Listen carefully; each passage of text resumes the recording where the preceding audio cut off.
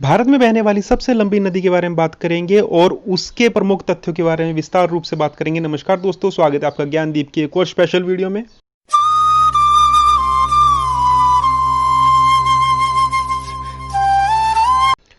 गंगा नदी, जी हाँ दोस्तों, गंगा नदी भारत में बहने वाली सबसे लंबी नदी है। गंगा नदी का उद्गम स्थल, इसके बारे में बात करते हैं तो ये उत्तराखंड के उत्तरकाशी जिले में गंगोत्री नामक स्थान से उद्गम होती है, जो कि 3892 मीटर की समुद्री तल की ऊंचाई पर है। इसकी कुल लंबाई के बारे में बात करेंगे तो 2525 किलोमीटर लंबी ये गंगा नदी है और 2071 किलोमीटर के आसपास की दूरी ये केवल भारत में तय करती है। बात कर लेते हैं गंगोत्री की। गंगोत्री जो एक जगह है, वहां पर नंदा देवी, कामत पर्वत और त्रिशूल पर्वत की बर्फ से पिघला हुआ पानी एक 25 किलोमीटर लंबा, 4 किलोमीटर चौड़ा तथा 40 मीटर ऊंचा हिम नदी यानी कि ग्लेशियर बनाता है। इस ग्लेशियर से, इस हिमनद से भागीरथी नामक नदी बहती है, जो कि आगे जाकर गंगा का रूप लेती है। भागीरथी के सहायक नदियों के बारे में बात करेंगे तो रुद्रा गंगा, केदार गंगा, जाट गंगा, सिया गंगा, असी गंगा, भील गंगा और अलकनंदा है। अलकनंदा ही वही नदी है जिससे भागीरथी का संगम होता है और ये गंगा नदी में परिवर्तित हो जाती है या गंगा नदी के नाम से जानी जाने लगती है। अलकनंदा की सहायक नदियों के बारे में बात करेंगे तो धौली गंगा विष्णु प्रयाग में मिलती है अलकनंदा में आकर, और नंद प्रयाग में नंदाकिनी, कर्ण प्रयाग में कर्ण गंगा जिसको पिंडर गंगा भी कहते हैं, और रुद्र प्रयाग में मंदाकिनी तथा देव प्रयाग में भागीरथी अलकनंदा के साथ मिलती है। तो ये जो 5 प्रयाग हैं, इन 5 प्रयागों को कहते हैं पंच प्रयाग। आखिरी प्रयाग यानी कि देव प्रयाग में भागीरथी और अलकनंदा का संगम होता है और जो नदी बनती है उस नदी को कहते हैं गंगा नदी। अब बात कर लेते हैं ऐसे कुछ प्रमुख नगर जो गंगा के किनारे बसे हुए हैं। गंगा नदी भारत के 4 राज्यों उत्तराखंड, उत्तर प्रदेश, बिहार और पश्चिम बंगाल से होते हुए समुद्र में समाहित हो जाती है। उत्तराखंड में टिहरी, देवप्रयाग, ऋषिकेश और हरिद्वार ये प्रमुख नगर हैं जो गंगा के किनारे बसे हुए हैं। उत्तर प्रदेश में बिजनौर, कन्नौज, कानपुर, प्रयागराज, मिर्ज़ापुर, बनारस, गाजीपुर और बलिया ये प्रमुख नगर हैं। बिहार के पटना, मुंगेर तथा भागलपुर प्रमुख नगर हैं जो गंगा के किनारे बसे हुए हैं, और पश्चिम बंगाल में फरक्का नामक प्रमुख नगर है जो गंगा के किनारे बसा हुआ है। और अब बात करते हैं गंगा नदी की सहायक नदियों के बारे में। दोस्तों, चंबल, बेतवा, केन और टोंस ये प्रमुख नदियां हैं जो यमुना में मिलकर गंगा में जाती हैं। और यमुना नदी का जो संगम होता है गंगा नदी के साथ वो होता है प्रयागराज उत्तर प्रदेश में। रामगंगा ये कन्नौज में गंगा नदी के साथ मिल जाती है। करनाली गंगा बलिया में गंगा नदी में मिल जाती है, और गंडक सोनपुर में, कोसी बिहार राज्य में तथा सोन पटना नगर में गंगा में मिल जाती है। और दोस्तों, अब बात करते हैं कि सुंदरवन डेल्टा ये दुनिया का सबसे बड़ा डेल्टा है जो कि गंगा नदी द्वारा बनाया जाता है, गंगा नदी और उसकी सहायक नदियों द्वारा बनाया जाता है जब ये समुद्र में मिलती हैं। पश्चिम बंगाल की मुर्शिदाबाद जिले के गिरिया स्थान के पास गंगा नदी 2 भागों में यानी कि 2 शाखाओं में बट जाती है। एक शाखा को बोलते हैं भागीरथी और दूसरी को बोलते हैं पद्मा नदी।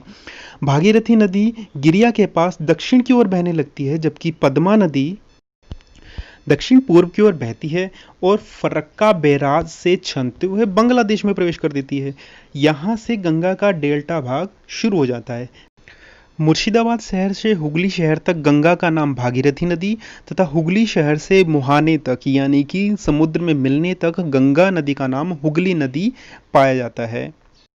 मुहाने पर यह नदी 340 किलोमीटर चौड़े सुंदरवन डेल्टा का निर्माण करती है जो कि बंगाल की खाड़ी में है। ये डेल्टा गंगा और उसकी सहायक नदियों द्वारा लाई गई जलोढ़ मिट्टी से 1000 वर्षों से निर्मित हो रहा है और ये एक मैदानुमा जगह बन चुकी है जो कि दलदली भी है और बहुत बड़े बड़े जंगल यहाँ पर हैं। यहाँ गंगा और बंगाल की खाड़ी के संगम पर एक प्रसिद्ध हिंदू तीर्थ है जिसे गंगा सागर संगम कहते हैं। विश्व का सबसे बड़ा डेल्टा यानी कि सुंदरवन डेल्टा बहुत प्रसिद्ध वनस्पतियों और प्रसिद्ध बंगाल टाइगर का निवास स्थान है। ये डेल्टा धीरे धीरे सागर की ओर बढ़ रहा है और जब कोई डेल्टा सागर की ओर बढ़ता है तो उसको कहते हैं प्रगतिशील डेल्टा यानी कि प्रोग्रेसिव डेल्टा कहते हैं। सुंदरवन डेल्टा में भूमि का ढाल अत्यंत कम होने के कारण यहाँ पर गंगा बहुत धीमी गति से आगे बढ़ती है और अपने साथ लाई हुई मिट्टी को मुहाने पर जमा कर देती है, जिससे डेल्टा का आकार बढ़ता जाता है और नदी की कई धाराएं इस प्रकार से बनती हैं कि वहाँ पर तालाब भी बन चुके हैं, जिससे वनस्पति उत्पन्न होती है और बहुत बड़े बड़े जंगल यहाँ पर बन चुके हैं। चलिए अब बात करते हैं गंगा नदी में मिलने वाले जीव जंतुओं के बारे में। दोस्तों, गंगा नदी अपने सफ़र के दौरान जो उपजाऊ मैदान बनाती है उसके दोनों तरफ, गंगा नदी के दोनों तरफ बहुत गहरे घने जंगल आपको दिखाई देंगे, जिसमें शेर, चीता, बाघ, हिरन, बारहसिंगा, हाथी, गैंडा इस प्रकार के जो जानवर हैं, जंगली जानवर हैं, वो यहाँ पर मिलते हैं। लेकिन गंगा नदी के भीतर आपको प्रमुख रूप से घड़ियाल तथा डॉल्फिन, जिसको स्थानीय भाषा में सॉस भी कहते हैं, ये प्रमुख रूप से पाए जाते हैं और 375 प्रकार की प्रजाति जो है वो मछलियों की यहाँ पर पाई जाती है। अब गंगा नदी के ऊपर जो है बांध भी बनाए गए हैं। ये प्रमुख बांध जो है वो सबसे पहला बांध जो है फरक्का बांध है, जो पश्चिम बंगाल में बनाया गया है। दूसरा जो बांध है वो है टिहरी बांध। टिहरी बांध उत्तराखंड के टिहरी जिले में बनाया गया है। तीसरा बांध है भीमगोड़ा। भीमगोड़ा जो कि हरिद्वार जिले में बनाया गया। अंग्रेजों द्वारा एक ये बांध बनाया गया था ताकि गंगा नदी के बहाव को बदला जा सके और गंग नहर में इसके पानी को दूसरे स्थानों तक पहुंचाया जा सके। अब दोस्तों, धार्मिक रूप से इस नदी का महत्व हम जान लेते हैं। धार्मिक रूप से इस नदी का महत्व भारत देश में और विश्व में बहुत ज़्यादा अधिक है। धार्मिक रूप से अगर हम देखें तो इस नदी के किनारे उत्तरकाशी नामक जगह, जो कि गंगोत्री है, उद्गम स्थल है, उसलिए फेमस है। देवप्रयाग है, ऋषिकेश, हरिद्वार, प्रयागराज, बनारस तथा पटना, ये धार्मिक रूप से बहुत महत्वपूर्ण स्थान हैं जो गंगा नदी के किनारे बसे हुए हैं। वैसे तो पूरे वर्ष ही गंगा नदी के किनारे आरती, पूजा पाठ, मेले लगते रहते हैं, लेकिन प्रयागराज और हरिद्वार में प्रत्येक 12 वर्ष बाद महाकुंभ का आयोजन किया जाता है, जिसमें दुनिया भर से करोड़ों लोग आते हैं और जो दुनिया का सबसे ज़्यादा धार्मिक अनुष्ठान माना जाता है। और इस महाकुंभ के 6 वर्ष बाद जो कुंभ मेले का आयोजन किया जाता है, जिसको अर्ध कुंभ भी कहा जाता है, उसका आयोजन किया जाता है। अब दोस्तों, बात कर लेते हैं व्यवसाय के रूप में। अब दोस्तों, जहाँ पर धार्मिक लोग होंगे वहाँ पर श्रद्धालु तो आएंगे ही, और इसलिए गंगा नदी का उद्गम स्थल से लेकर समुद्र संगम तक धार्मिक जो महत्व है बहुत अधिक है। और गंगा नदी के किनारे बसे हुए प्रत्येक धार्मिक स्थल पर श्रद्धालुओं का तांता पूरे वर्ष लगा रहता है। और श्रद्धालु जहाँ पर होंगे वहाँ पर दुकानें होंगी, उनके रहने का, उनके आने जाने का पूरा इंतजाम किया जाएगा। तो इससे जो है व्यवसाय बनता है, व्यवसाय जनरेट होता है। तो श्रद्धालुओं के लिए यहाँ पे पूरी व्यवस्था की जाती है और जिससे आम जन जो है, लोकल लोग जो है, उनको व्यवसाय मिलता है। इसके अलावा पर्यटन, जहाँ पर धर्म होगा वहाँ पर पर्यटन भी है, बाकी धर्मों के लोग वहाँ पर घूमने आते हैं। जैसे कि ऋषिकेश है, ये एक योग नगरी है, देश विदेश से लोग यहाँ पर बोटिंग, क्योंकि ये गंगा नदी जो मैदानी क्षेत्रों में बहुत चौड़ी हो जाती है, तो वहाँ पर बोटिंग का आनंद लोग लेते हैं, पर्यटक लेते हैं। और राफ्टिंग, ऋषिकेश जैसे पर्वतीय क्षेत्रों में राफ्टिंग का जो आनंद है वो बहुत लेते हैं। अब पहले में मैंने बताया था कि 375 प्रकार की यहाँ पर मछलियाँ पाई जाती हैं, तो यहाँ पर मत्स्य उद्योग भी गंगा नदी पर बहुत निर्भर है। इसके अलावा जलमार्ग के रूप में भी इसका प्रयोग किया जाता है, जहाँ पर सड़क मार्ग नहीं जाता और गंगा के किनारे वो क्षेत्र बसे हैं, वहाँ पर लोगों के आने जाने के लिए, सामान के आने जाने के लिए किश्तों का या छोटे जहाज़ों का प्रयोग किया जाता है। इसलिए व्यवसाय के रूप में भी ये बहुत ज़्यादा इम्पोर्टेंट है। इसके अलावा गंगा नदी के ऊपर जो बांध बने हैं वो बांध ऊर्जा क्षेत्र के लिए यानी कि बिजली उत्पादन के लिए बहुत महत्वपूर्ण है, तथा गंगा नदी पर बने बांध या फिर इससे निकली हुई छोटी छोटी नहरें कृषि क्षेत्र के लिए बहुत ही ज़्यादा कारगर, सिंचाई के लिए बहुत ही ज़्यादा उपयोगी सिद्ध होती हैं।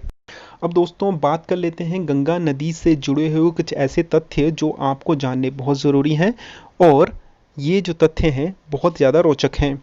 सबसे पहले बात है कि ऋषिकेश अंतिम पर्वतीय नगर है जो गंगा के किनारे बसा हुआ है, और हरिद्वार गंगा के किनारे बसा हुआ प्रथम मैदानी नगर है। अब दोस्तों, गंगा नदी बहुत शुद्ध नदी है, इसका जो जल है गंगा जल बहुत शुद्ध माना जाता है। ये वैज्ञानिकों द्वारा भी सिद्ध किया गया है कि इसमें बैक्टीरियोफेज नाम का एक विषाणु है जो गंगा नदी के जल को बहुत अधिक देर तक शुद्ध रखने की कोशिश करता है, और इसमें जो कीटाणु आते हैं उनको मार देता है।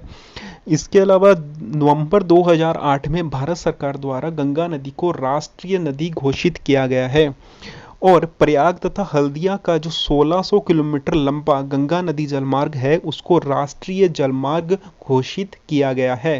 गंगा नदी दुनिया की 5वें सबसे दूषित नदी है। अन्य नदी की तुलना में गंगा नदी में 25% अधिक ऑक्सीजन का लेवल है, और गंगा नदी का पानी कभी नहीं सड़ता। दिल्ली के रिसर्च सेंटर के एक विशेष शोध में पाया गया कि गंगा नदी के पानी में मच्छर नहीं पाया जाता। दोस्तों, अंत में जाने से पहले आपके समक्ष एक विनती कि गंगा नदी को स्वच्छ रखने की जिम्मेदारी सबसे ज़्यादा आप पर है। भारत सरकार या फिर कोई भी संस्था आपकी सहायता के बिना गंगा नदी को स्वच्छ नहीं रख सकती। गंगा नदी ही क्यों, आपके आसपास या कोई भी जल स्रोत हो तो कृपया उसको स्वच्छ रखने में अपना योगदान दें, ताकि आगे जाकर हमारे आने वाली पीढ़ियों को स्वच्छ जल प्राप्त हो सके। तो दोस्तों, ये तो थी गंगा नदी के बारे में विस्तारित रूप से जानकारी। अगर आपको ये वीडियो अच्छी लगी तो कृपया इस वीडियो को अपने दोस्तों के साथ, बड़ों के साथ, छोटों के साथ शेयर कीजिए। इस चैनल को सब्सक्राइब करना मत भूलिएगा और बेल आइकन दबाना मत भूलिएगा, और कृपया कमेंट में बताइए आपको ये वीडियो कैसी लगी और आपको और किस प्रकार की जानकारी हमारी इस चैनल पर जानने की जिज्ञासा है। दोस्तों, thanks for watching. Thank you. नमस्कार।